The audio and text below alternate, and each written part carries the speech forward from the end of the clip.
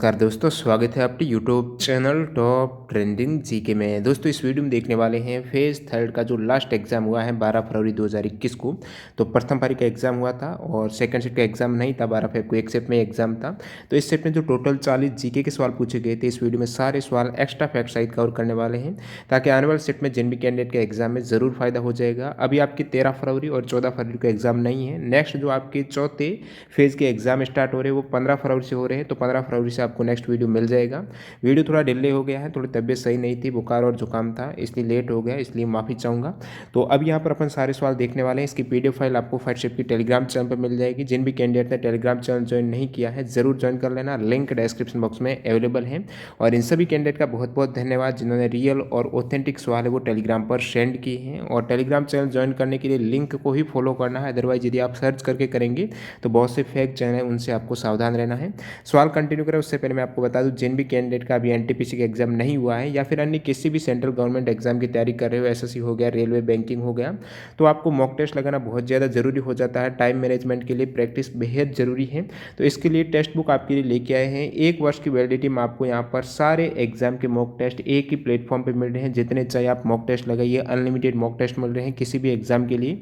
इसमें भी यदि आप टीटीजी के कूपन कोड अप्लाई करोगे तो आपको एक्स्ट्रा 30 रुपये का और डिस्काउंट मिल जाएगा। ज़्यादा जानकारी के लिए डिस्क्रिप्शन बॉक्स से जरूर चेक कर दीजिएगा। इस अपॉर्चुनिटी का लाभ उठाने के लिए ग्रुप डी के 170 मॉक टेस्ट हैं, एनटीपीसी के 162 मॉक टेस्ट हैं, अन्य जितने भी सेंट्रल गवर्नमेंट एग्जाम हैं उनके सारे mock test, unlimited mock test इस ऑफर के तहत आप लगा सकते हो। तो ज़्यादा जानकारी के लिए लिंक दी गई है। अगला सवाल, यहाँ पर पहला सवाल देखिएगा कि आईएलओ की स्थापना किस वर्ष हुई थी। आईएलओ की जो स्थापना है ये मैं बता चुका हूँ आपको, जो इंटरनेशनल लेबर ऑर्गेनाइजेशन है, श्रम संगठन, इसकी स्थापना 1919 को हुई थी। कब? 1919 को इसकी स्थापना हुई थी। और ये दोस्तों जो यूनाइटेड नेशंस है, संयुक्त राष्ट्र है, उसका पहला स्पेशलाइज्ड एजेंसी हो जाएगी। तो प्रथम जो संस्था है यूनाइटेड नेशंस की एजेंसी है वो कौन सी है? आईएलओ हो जाएगी, जिसकी स्थापना 1919 को हुई थी। इसका हेडक्वार्टर जेनेवा स्विट्जरलैंड में है। सदस्य देश 187 हैं। 186 तो जो सारे यूनाइटेड नेशंस के हैं, साथ ही एक अलग है वो 187वां, वो कुक आइलैंड हो जाएगा।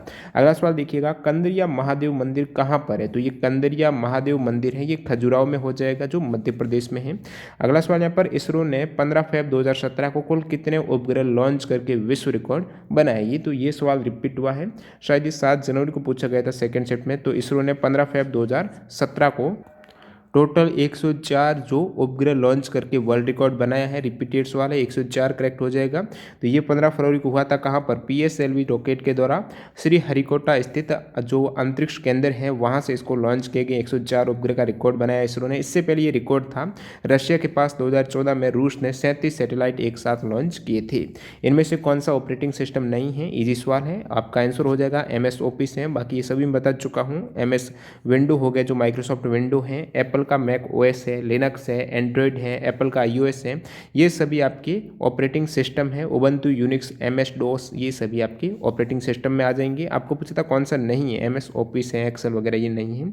आइसोटॉप यहाँ पर पूछा गया है, किसे कहते हैं? मतलब जो समस्थानिक है उसकी आपको एक तरीके से डेफिनेशन पूछी गई है। तो समस्थानिक का मतलब क्या होगा? स्थान समान है, परमाणु क्रमांक समान रहेंगे, एटॉमिक नंबर समान रहेंगे, लेकिन उसका जो मास है, परमाणु भार है, वो अलग अलग होने वाला है। जैसे कि उदाहरण की आप बात करें, जहाँ से सवाल भी पूछा गया है, ये भी आपके कवर हो जाएगा। तो प्रोटियम, ड्यूटेरियम, ट्राइटियम, ये 3 हाइड्रोजन के क्या है? आइसोटॉप है, समस्थानिक है। मतलब इनका परमाणु क्रमांक आप देख पा रहे हो 111, लेकिन 1 2 3 ये क्या है? इसकी द्रव्यमान संख्या अलग अलग है। एग्जाम में सवाल पूछा हुआ है कि न्यूट्रॉन की संख्या कितनी है ड्यूटेरियम में? तो 1 हो जाएगी। देखिए क्या 1H1, यहाँ पर द्रव्यमान का मतलब क्या हो गया? प्रोटॉन प्लस न्यूट्रॉन कितने हैं? तो प्रोटॉन सभी में क्या है? एक ही प्रोटॉन है और एक ही इलेक्ट्रॉन है। अब न्यूट्रॉन की संख्या चेंज हो रही है, इसका मतलब ये समस्थानिक है, द्रव्यमान संख्या बदल रही है। तो 0 न्यूट्रॉन है प्रोटियम में, तो 1 प्रोटॉन प्लस 0 न्यूट्रॉन 1 हो जाएगी द्रव्यमान संख्या। इसी प्रकार आप देख सकते हो 2 न्यूट्रॉन 1 प्रोटॉन, ये सॉरी 1 न्यूट्रॉन 1 प्रोटॉन है, 2 हो जाएगी। परमाणु द्रव्यमान है, परमाणु द्रव्यमान 3 में, तो 2 न्यूट्रॉन है ट्राइटियम में। तो ये भी आपको याद रखना है। अगला सवाल देखिएगा, यदि राष्ट्रपति और उपराष्ट्रपति दोनों की सीट वैकेंट रहती है या फिर अनुपस्थित रहते हैं, रिक्त रहती है, तो राष्ट्रपति के कार्यों का निर्वहन है वो कौन करेगा? तो यहाँ पर राष्ट्रपति के कार्य दोनों ही यही है, सीट वैकेंट है। तो आपका आंसर हो जाएगा सर्वोच्च न्यायालय के मुख्य न्यायाधीश हैं। एक ऐसी स्थिति बनी हुई है, वो कब बनी थी? जब 1969 की बात है, राष्ट्रपति जाकिर हुसैन की मृत्यु हो गई थी। उस केस में वीवी डिग्री उस समय उपराष्ट्रपति थे, जो जब इनकी जाकिर हुसैन की मृत्यु हुई थी उस समय ये राष्ट्रपति के रूप में कर्तव्यों को स्वीकार किया था। लेकिन बाद में इन्होंने क्या किया, इस्तीफा दे दिया, जो वाइस प्रेसिडेंट है वीपी के पद से इस्तीफा दे दिया और इस तरह ये कुर्सी पूरी तरह से खाली हो गई थी। राष्ट्रपति की पहले ही मृत्यु हो गई थी, वीवी गिरी ने इस्तीफा दे दिया था 1969 में। तब उस केस में मुख्य न्यायाधीश थे मोहम्मद हिदायतुल्लाह है, वो बने थे भारत के कार्यवाहक राष्ट्रपति। अगला सवाल देखिएगा, पूछा गया है प्रधानमंत्री उज्ज्वला योजना किससे संबंधित है। सभी को पता होगा, रिपीट हुआ सवाल। गरीबी रेखा के नीचे जीवन यापन करने वाले जो परिवारों की महिला सदस्य हैं उनके लिए रियासती एलपीजी कनेक्शन उपलब्ध कराने के लिए, कौन सा कनेक्शन, एलपीजी कनेक्शन के लिए है उज्ज्वला योजना है। शुरुआत 1 मई 2016 को यूपी के बलिया से हुई है। योजना का नारा था स्वच्छ ईंधन बेहतर जीवन। मंत्रालय पूछ ले तो पेट्रोलियम एवं प्राकृतिक गैस मंत्रालय हो जाएगा। सवाल अगला, सवाल नंबर 8 की किस योजना के तहत बीपीएल वर्ग के जो बुजुर्ग हैं, विधवाएं हैं या फिर जो विकलांग व्यक्ति हैं उनको सामाजिक पेंशन के रूप में वित्तीय सहायता प्रदान की जाती है। तो ये योजना है दोस्तों नेशनल सोशल असिस्टेंट स्कीम है, राष्ट्रीय सामाजिक सहायता कार्यक्रम है। इस कार्यक्रम के तहत काफ़ी योजनाएं लॉन्च की गई हैं, प्रमुख 5 योजनाएं हैं इस कार्यक्रम के तहत। इन अलग अलग योजनाओं के तहत बीपीएल वर्ग के जो बुजुर्ग हैं, विधवाएं हैं या फिर विकलांग हैं, इनके लिए पेंशन स्कीम है जो कि 1995 में ये लॉन्च की गई थी। राष्ट्रीय सामाजिक सहायता कार्यक्रम कब, 15 अगस्त 1995 को। और 5 प्रमुख कौन सी योजनाएं इसके अंतर्गत हैं, तो यहाँ पर वृद्धावस्था के लिए जो पेंशन योजना जिसका नाम है इंदिरा गांधी राष्ट्रीय वृद्धावस्था पेंशन योजना है, विधवाओं के लिए है इंदिरा गांधी राष्ट्रीय विधवा पेंशन योजना है और विकलांगों के लिए है इंदिरा गांधी राष्ट्रीय विकलांगता पेंशन योजना। बाकी इसके अंतर्गत राष्ट्रीय परिवार लाभ योजना और अन्नपूर्णा योजना भी सम्मिलित है। अगला सवाल देखिएगा, हेनरी ड्यूनेंट ने जेनेवा में किस अंतर्राष्ट्रीय संस्था की स्थापना की थी। तो इससे पहले आपके एनटीपीसी में सवाल आया था रेड क्रॉस दिवस कब मनाया जाता है, जहां पर मैंने ये सभी बताए थे कि ये दिवस क्यों मनाया जाता है। तो ये 8 मई को मनाया जाता है। संस्थापक थे हेनरी ड्यूनेंट का जन्मदिन था। तो ये पूछा है आपको, हेनरी ड्यूनेंट ने कौन सी अंतर्राष्ट्रीय संस्था की स्थापना की, तो रेड क्रॉस आपका करेक्ट आंसर हो जाएगा। और इस संगठन का जो मिशन है वो मानवीय जिंदगी व सेहत को बचाना है। स्थापना हुई थी 1863 को और मुख्यालय इसका कहाँ पर है, जेनेवा स्विट्जरलैंड में इसका हेडक्वार्टर हो जाएगा। और उद्देश्य जो युद्ध के दौरान घायल सैनिक हैं उनको चिकित्सा सुविधा उपलब्ध कराना, उनकी मदद करना इनका प्रमुख उद्देश्य हो जाएगा।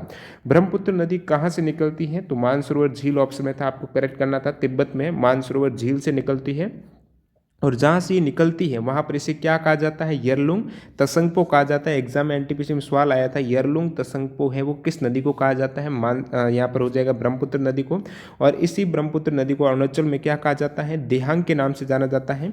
असम में कहा जाता है इसे ब्रह्मपुत्र और बांग्लादेश में इसे जमुना कहा जाता है। विश्व प्रसिद्ध मयूर सिंहासन को कौन अपने साथ ले गया था, तो नादिर शाह हैं जो ईरान के शासक है, वो अपने साथ ईरान लेकर चले गए थे मयूर सिंहासन को, कब, 1739 में।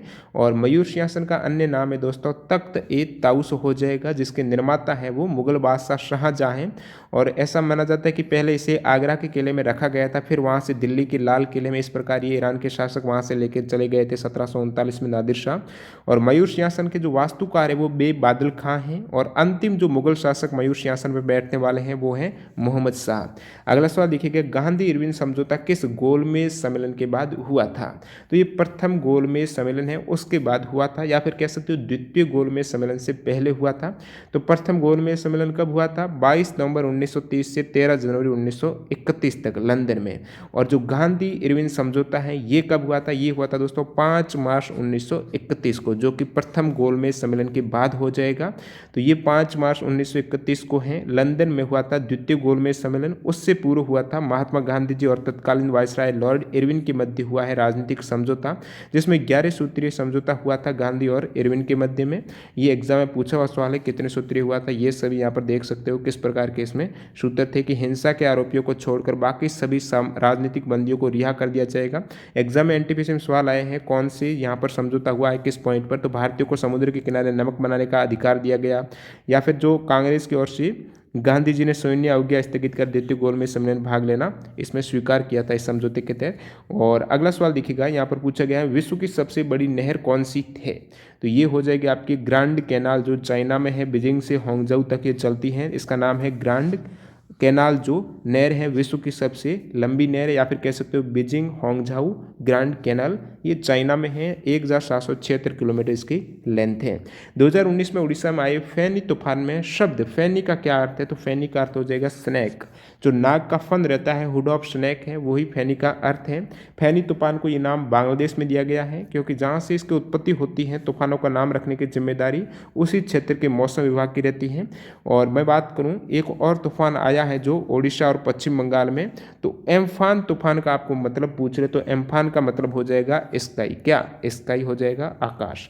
नेक्स्ट देखिएगा, कला अभिनय और रंगमंच के क्षेत्र में 2019 में किसे पद्म विभूषण मिला था? तो जब 11 फेब को आपकी एग्जाम हुआ था जिसमें 2019 में पद्म भूषण का सवाल था, तो उसमें ये मैंने बताए थे 2019 में पद्म विभूषण किसे मिला है, और यहाँ पर पूछ लिया है कला अभिनय और थिएटर के क्षेत्र में श्री बलवंत मोरेश्वर पुरंदरे को दिया गया है। आपको पूछ रहे थे कला गायन लोक के क्षेत्र में तो सुश्री तेजनबाई हो जाती, लेकिन यहाँ पर कला अभिनय और थिएटर का पूछा है। बाकी बात करूँ सार्वजनिक मामले में तो इस्माइल उमेर गुले को दिया गया है। व्यापार और उद्योग में ये अनिल कुमार मणिभाई नाइक को मिला है। पद्म विभूषण मिला है 4 जनों को 2019 में। पद्म विभूषण 2020 में 7 जनों को मिला है, तो ये भी आपको याद होने चाहिए। फिर एक और सवाल रिपीट हुआ है, इससे पहले आ चुका है एनटीपीसी में। इब्न बतूता कहाँ का नागरिक था? तो ये मोरक्को की नागरिक था इब्न बतूता, मोरक्को का नागरिक। और मोहम्मद बिन तुगलक के काल में ये भारत आया था। इब्न बतूता एग्जाम में पूछा हुआ सवाल है, किसके काल में भारत आया था? मोहम्मद बिन तुगलक के काल में। अब देखिए मार्को पोलो है, ये वेनिस यात्री था। ये काफ़ी इंपॉर्टेंट हो जाता है आने वाले शिफ्ट के लिए कि मार्को पोलो कहाँ के? वेनिस हो जाएगा। अलबरूनी पूछ ले तो उज्बेकिस्तान से हैं। और किसके साथ भारत आए थे? एग्जाम में पूछा है, महमूद गजनवी के साथ में भारत आए थे। मैगस्थनीज हैं, ये सेलुकस के राजदूत थे जो चंद्रगुप्त के दरबार में आए थे। चीनी यात्री हैं फाइयान हैं जो चंद्रगुप्त द्वितीय के काल में। चीनी यात्री हैंसवांगी हैं, ये भी हर्षवर्धन के शासनकाल में आए थे। और इसिंग भी एक चीनी यात्री हैं, बौद्ध भिक्षु हैं जो नालंदा विश्वविद्यालय में रहे थे। अगला सवाल, न्यूटन के सेकंड गति का जो नियम है उसका समीकरण यहाँ पर पूछा गया है, न कि गति का सेकंड समीकरण। न्यूटन का जो गति के नियम है उसका समीकरण है। तो न्यूटन का जो द्वितीय गति का नियम क्या कहता है? द्वितीय नियम लॉ ऑफ मोमेंटम है, संवेग का नियम है। ये बताता है कि वस्तु के संवेग में परिवर्तन की दर है जो p/t हो जाएगी, संवेग में परिवर्तन की दर है, वो उस पर लगाए गए बल के अनुपात समानुपाती होती है, तो बराबर f हो जाएगा। तो यहाँ पर इस प्रकार नियम है कि f बराबर संवेग में परिवर्तन की दर। संवेग का मतलब क्या होता है? द्रव्यमान गुणा वेग ही तो होता है, बटा t करेंगे। अब देखिए वेग बटा समय क्या हो जाएगा? त्वरण हो जाएगा। तो m और a, त्वरण को a से डिनोट करते हैं, तो f बराबर m, इसका समीकरण हो जाएगा। ये आपके f बराबर m है, गति का द्वितीय समीकरण जो संवेग का नियम है। अब देखिए ये तो हो गए आपके सेकंड गति के नियम का समीकरण। आपको गति के जो इक्वेशन रहती है मोशन की, तो ये प्रथम इक्वेशन है, v बराबर u प्लस ए टी है, s बराबर ut plus half A T square second है, और v square minus you square बराबर 2as है, ये तीसरी है। अगला सवाल देखिए, बाकी मैं बात करूं 2018 में ग्रुप डी से यहाँ से बहुत से सवाल बने थे कि पूछा जा रहा था कि गति का जो समीकरण 2 है वो किसको संबंध स्थापित करता है? तो स्थिति और समय के बीच में, प्रथम है वेग समय के बीच में, तीसरा स्थिति और वेग के बीच में। ये 2018 ग्रुप डी में आए थे रेलवे में। अगला सवाल दिखेगा, केगा किस लिए प्रसिद्ध है? केगा हो जाएगा न्यूक्लियर पावर प्लांट के लिए प्रसिद्ध है। पूछा गया था कर्नाटक में जो केगा है वो किस लिए प्रसिद्ध है? तो न्यूक्लियर पावर स्टेशन के लिए ये प्रसिद्ध हो जाएगा। और इसको ऑपरेट कौन करता है? NPCIL है। अब देखिए मैं प्रमुख परमाणु विद्युत ग्रह की बात करूँ, आने वाले शिफ्ट में पूछ रहे रावत भाटा किसके लिए, तो ये सेम हो जाएगा, राजस्थान में है। तारापुर महाराष्ट्र में, काकरापार गुजरात में, नरोरा यूपी में, केगा कर्नाटक, कुडनकुलम कहाँ पर है? तमिलनाडु, कलकपक्कम भी तमिलनाडु में। अगला सवाल देखिएगा, गैर सहेवनी पौधा कौन सा है? गैर सहेवनी का मतलब क्या हो गया? जो सेवन वाले उत्तक रहते हैं ना, जल और खनिज वगैरह भोजन लेके जाते हैं, जाइलम फ्लोएम है, तो कौन से प्लांट में ये नहीं होते उत्तक? जो गैर सहेवनी पौधे हो जाएंगे जिसमें सेवनी उत्तक ही नहीं होते हैं, तो उसमें यहाँ पर ब्रायोफाइट आपका करेक्ट हो जाएगा। जैसे ब्रायोफाइट के अंतर्गत मॉस आ जाएंगे, हॉर्नवॉट है, लिवरवॉट है, जिसमें ये सेवनी उत्तक नहीं होते हैं, गैर सेवनी पौधा हो जाएगा ब्रायोफाइट।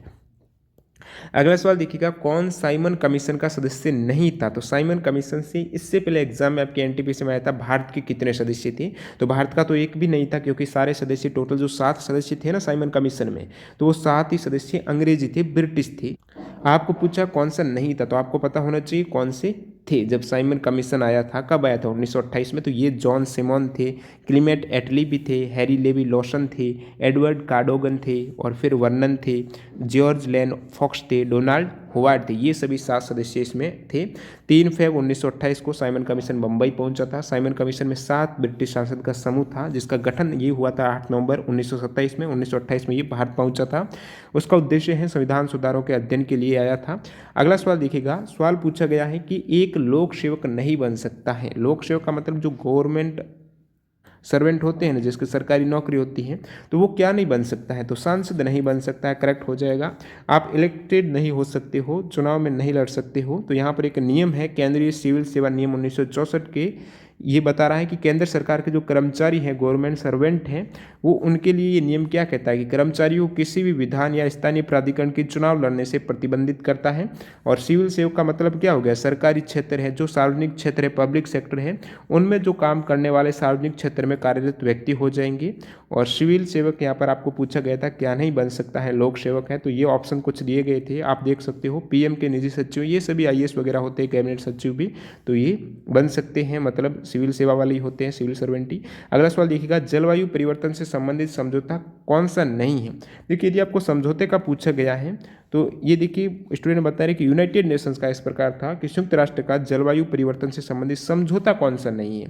तो समझौता के केस में जो UNIPCCN, एक तरीके से ये कोई एग्रीमेंट तो नहीं था जहाँ पर साइन किए गए थे, तो ये समझौता नहीं है। देखिए United Nations inter governmental panel on climate change है, तो ये जलवायु परिवर्तन पर अंतर सरकारी एक पैनल था, न कोई समझौता था। यदि आपको पूछा गया समझौता कौन सा नहीं, ये करेक्ट हो जाना चाहिए, जो कि यूएन का एक आधिकारिक पैनल है, जलवायु में बदलाव और ग्रीन हाउस गैसों का एक ध्यान रखता था। 2007 में इसी पैनल को नोबेल प्राइज भी दिया जा चुका है। अन्य ऑप्शन जैसे कि UNFCCC, मतलब क्या हो गया, United Nations framework convention on climate change है, तो ये एक समझौता हुआ था, जिसे आप कह सकते हो जो पृथ्वी शिखर सम्मेलन है रियो डे जेनेरियो का 1992 में हुआ था, इसी का नाम है ये। और मैं बात करूं पेरिस समझौते की, तो ये भी पेरिस समझौता यूनाइटेड नेशंस का है, जो कि जलवायु परिवर्तन से संबंधित है, उसके खतरे को कम करने के लिए, ग्रीन हाउस गैस उत्सर्जन को कम करने के लिए। इस पर साइन हुए थे 22 अप्रैल 2016 को। क्योटो प्रोटोकॉल की बात करूं तो ये जो आपके UNFCCC है ना, यूनाइटेड नेशंस का, इसमें ही संशोधन किया गया है। कब किया गया था, 1997 में किया गया था, क्योटो जापान में ये क्योटो प्रोटोकॉल हुआ है, ये भी जलवायु परिवर्तन से संबंधित हो जाएगा। बाकी समझौते के अकॉर्डिंग यहाँ पर मेरे हिसाब से ऑप्शन आपकी UNIPCC करेक्ट होना चाहिए। बाकी आप कमेंट करके बताना, थोड़ा सा डाउटफुल सवाल है। और यहाँ पर मैं बात करूँ कुछ इंपॉर्टेंट एग्रीमेंट की, तो रामसर सम्मेलन है जो नम भूमि के संरक्षण के लिए विश्व स्तरीय प्रयास है, और मॉन्ट्रियल प्रोटोकॉल ये ओजोन परत के संरक्षण के लिए। फिर एक आपकी इजी सवाल पूछा गया है, जो लोग जिन्हें दूर की वस्तुओं को देखने में कठिनाई होती है लेकिन वस्तुओं को स्पष्ट रूप से देख पाते जो नज़दीक रहती है, तो उपचार के लिए, उनके ट्रीटमेंट के लिए, रेमेडी के लिए कौन सा लेंस प्रयोग किया जाएगा, तो उनके उपचार के लिए जो लेंस का प्रयोग किया जाएगा ना, वो आपकी कॉनकेव हो जाएगा, अवतल लेंस है। इसमें उल्टा होता है सिस्टम, जैसे कि इनको दूर की वस्तु स्पष्ट नहीं दिखाई देती, इसका मतलब ये नहीं कि दूर दृष्टि दोष है, इनका उल्टा हो जाएगा निकट दृष्टि दोष है। निकट दृष्टि दोष में होता क्या है, जो मायोपिया है उसमें दूर की वस्तु है ना वो स्पष्ट दिखाई नहीं देती हैं, लेकिन निकट दृष्टि दोष में निकट की वस्तु स्पष्ट दिखाई देती है। तो उपचार के लिए यहाँ पर आपके अवतल लेंस का प्रयोग किया जाएगा, और दूर दृष्टि दोष के लिए कौन सा है, वो उत्तल लेंस, कॉन्वेक्स लेंस। अगला सवाल देखिएगा, पूछा गया है कि bureau of Indian standard BIS या फिर जो भारतीय मानक ब्यूरो है ना, उसका क्या कार्य नहीं है। तो आप कमेंट करके बताना क्या ऑप्शन थे। बाकी मैं बात करूं भारतीय मानक ब्यूरो की, तो ये भारतीय मानक ब्यूरो अधिनियम 1986 में संसद के द्वारा पारित हुआ था, और BIS 1 अप्रैल 1987 को अस्तित्व में आया था, जो कि उपभोक्ता मामले, खाद्य एवं सार्वजनिक वितरण मंत्रालय है, इसके अधीन ये कार्यरत रहता है। इसके कुछ प्रमुख कार्य की बात करूं तो जितने भी आपके मानक निर्धारण हो जाएगा, अंतर्राष्ट्रीय गतिविधियों में उत्पाद प्रमाणन है, सर्टिफिकेशन के लिए हॉलमार्किंग हो गया, अन्य जो प्रयोगशाला सेवाएं हैं, प्रशिक्षण सेवाएं भी ये देता है, उपभोक्ता मामले और प्रचार से संबंधित हैं। तो इंपॉर्टेंट कार्य है, मानक निर्धारण है, हॉलमार्किंग है, उत्पाद को जो सर्टिफिकेशन देना है, तो इन सभी के लिए कार्य करता है जो ब्यूरो ऑफ इंडियन स्टैंडर्ड है। और अगला सवाल देखिए, बाकी इसका जो हेडक्वार्टर है वो कहाँ पर है, नई दिल्ली में इसका मुख्यालय, और 5 यहाँ पर क्षेत्रीय कार्यालय भी हैं, वो भी आप देख सकते हो। एक सवाल पूछा गया था कौन सा इनपुट डिवाइस है, जहां पर स्कैनर ऑप्शन में था, आपको करेक्ट कर देना था। देखिए इनपुट डिवाइस में बहुत बार बता चुका हूं, कीबोर्ड हो गया, माउस है, जॉयस्टिक है, track ball, light pen, touch screen है, डिजिटल कैमरा, स्कैनर है, कोड, ये जो टैबलेट हो जाएगी डिजिटल जो लिखते हैं, OCR, OMR, MICR वगैरह सारे इनपुट हैं। नेक्स्ट में देखिए यहाँ पर पूछा गया है भागोरिया फेस्टिवल किस जनजाति के द्वारा मनाया जाता है। तो ये जो भागोरिया फेस्टिवल है ये जनजाति हो जाएगी भील जाति के द्वारा मनाया जाता है। ये स्पेशली मध्य प्रदेश में भीलों का एक ट्रेडमार्क उत्सव हो जाएगा, जो कि वहाँ पर पश्चिमी निमाड़ है, झाबुआ है, अलीगंज जिला है मध्य प्रदेश का, वहाँ पर भीलों का एक ट्रेडमार्क उत्सव है। एक सवाल पूछा गया था एरी झील और ओंटारियो झील के मध्य कौन सा जलप्रपात है। तो ये जो है नियाग्रा फॉल्स। एग्जाम इससे पहले आपके एनटीपीसी में आया था, जिसमें पूछा गया था संयुक्त राज्य अमेरिका और कनाडा की सीमा पर स्थित कौन सा वाटरफॉल है, जलप्रपात कौन सा है। तो नियाग्रा फॉल्स है, जो कि संयुक्त राज्य अमेरिका और कनाडा की सीमा पर स्थित है। और ये जलप्रपात कनाडा के जो नियाग्रा जलप्रपात है कनाडा के ओंटारियो और अमेरिका के न्यूयॉर्क राज्य के अंतर्राष्ट्रीय सीमा पर स्थित नियाग्रा नदी में बना हुआ है। तो दोनों ही झीलें हैं ना, एरी झील और ओंटारियो झील, ये दोनों ही कनेक्ट होती है नियाग्रा नदी से। अगला सवाल देखिएगा, पूछा गया है किस गुफा में मध्य पाषाण कालीन चित्रकारी के साक्ष्य मिले हैं। तो मध्य पाषाण कालीन है, ये भी रिपीट हुआ, इससे पहले आ चुका है, भीमबेटका में हो जाएगा। तो ये पूरा पाषाण काल से मध्य पाषाण काल में आदि मानव के द्वारा बनाए गए यहाँ पर शैल चित्र। एग्जाम इससे पहले आया था भीमबेटका में किस प्रकार की पेंटिंग है। तो शैल चित्र और शैलाश्रियों के लिए प्रसिद्ध है भीमबेटका। कहाँ पर है, रायसेन जिला मध्य प्रदेश में। 2003 में यूनेस्को में भी इसको इंक्लूड किया गया है। अगला सवाल देखिएगा, त्रिपक्षीय संधि 1838 में हुई थी, ये किन के मध्य हुई थी। 3 जनों के मध्य त्रिपक्षीय हो जाएगी। तो ये संधि हुई थी, एक तो अंग्रेज थे, जहां पर अंग्रेजों की ओर से लॉर्ड ऑकलैंड थे। तो सवाल में आपके ऑप्शन था कि ऑकलैंड, शाहजुआ और रणजीत सिंह, तो वो आपको करेक्ट करना था। ये जो संधि हुई है त्रिपक्षीय संधि 1838 में, ये लॉर्ड ऑकलैंड जो अंग्रेज हैं और अफगानिस्तान से थे शाह शुजा और पंजाब के महाराज रणजीत सिंह के बीच में ये संधि हुई थी 1838 में लॉर्ड ऑकलैंड के शासनकाल में। और इसके अनुसार जो शाह शुजा है उनको सिख सेना और ब्रिटिश आर्थिक सहायता से काबुल की गद्दी पर पुनः बैठने की बात तय हुई थी। अब देखिए आपको पूछ लें कि जो अमृतसर की संधि है, एक तो ये 1809 की हुई है, किन के मध्य हुई है। तो ब्रिटिश ईस्ट इंडिया कंपनी और रणजीत सिंह के मध्य। अगला सवाल, जो international day of unborn child है, अजन्मे बच्चे का अंतर्राष्ट्रीय दिवस कब मनाया जाता है। तो international day of unborn child है 25 मार्च को। बैंक रेट का क्या कार्य है या फिर अर्थ क्या है, एग्जाम इससे पहले भी आ चुका है ये सवाल। तो बैंक दर वह दर हो जाएगी जिस पर जितने भी अन्य बैंक कमर्शियल बैंक्स हो जाएगी वो आरबीआई से दीर्घकालिक ऋण ले सकते हैं। तो आरबीआई से जो भी जितने भी बैंक्स अदर बैंक्स हैं वो जो लोन लेती हैं उस पर जो रेट लगती है, इंटरेस्ट रेट लगती है, ब्याज दर लगती है, वही आपकी बैंक रेट हो जाएगी। तो ये दीर्घकालिक ऋण है। बाकी रेपो रेट भी कुछ सेम ही रहता है, जिसमें एक अल्पकालिक अवधि के लिए लिया जाता है आपकी ब्याज। तो इसमें वाणिज्यिक बैंक होती हैं जो रेपो रेट में, वो आरबीआई से कर्ज लेती है, लोन लेती है, और बैंक इस लोन पर रिजर्व बैंक को जिस रेट से दर है, कौन सी जो इंटरेस्ट रेट रही होगी उससे वो ब्याज चुकाती है, तो उसे रेपो रेट कहा जाता है। और अगला मैं बात करूँ रिवर्स रेपो रेट की, तो वह दर होती है, यहाँ पर उल्टा हो जाएगा, रिवर्स हो जाएगा, जहाँ पर अदर जितने भी कमर्शियल बैंक्स हैं वो यदि आरबीआई में डिपॉजिट करती है तो उनको भी ब्याज मिलता है आरबीआई की ओर से, वो रिवर्स रेपो रेट है।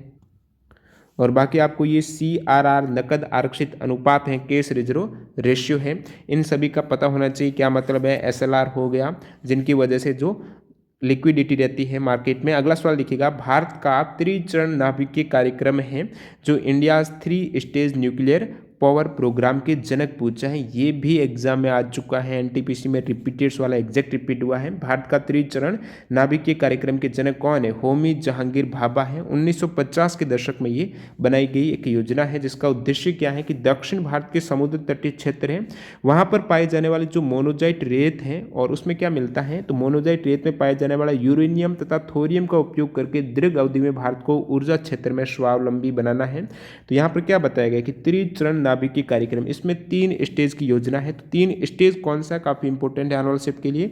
तो ये हो जाएगा दाबित भारी पानी रिएक्टर है, फिर आपकी तीव्र वजनक रिएक्टर हो जाएगा, फास्ट ब्रीडर रिएक्टर है, और थोरियम बेस्ड रिएक्टर है। ये 3 इनके चरण हैं। और अगले सवाल पर बढ़ते हैं, धात्विक गुणधर्म के लिए सही क्रम आपको पूछा है। तो यहाँ पर जो प्रथम ग्रुप है आवर्त सारणी के वो ऑप्शन दिए गए थे, उनके धात्विक गुणधर्म का आपको क्रम बताना चाहिए। इसके लिए आपको क्या पता होना चाहिए कि आवर्त सारणी में ग्रुप में ऊपर से नीचे जाने पर धात्विक गुण में क्या परिवर्तन आता है, बढ़ता है, घटता है, वो यदि पता होता तो आप इजीली कर सकते थे।